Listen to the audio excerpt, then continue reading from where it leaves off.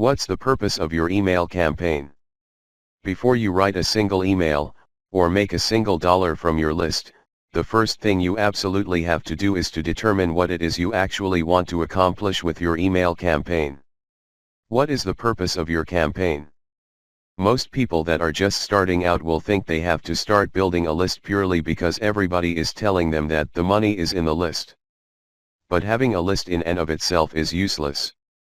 The list by itself does not make you sales and profits, it's what you do with that list that creates sales and profits. You need to have a purpose for why you are building your list and creating an email campaign.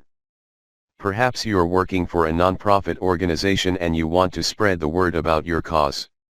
Or maybe you've just written a new book, or created a new product, and you want to drum up sales.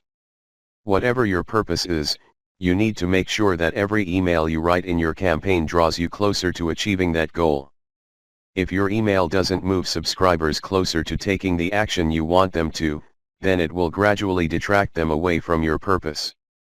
So if you want to sell your new book or your $97 product, everything you do as part of your list building and email campaign should build up to people making a purchase from you. Now, that doesn't mean that every email you send them is a promo for your product, instead it's actually the complete opposite. Every email should be building more rapport with your subscribers so that they come to know, like, and trust you enough to purchase your book, your training, your video product, or whatever it is you're trying to sell to them. Each of your emails should be building credibility, it should be building trust, and it should be making your subscribers more comfortable with the idea of buying your product.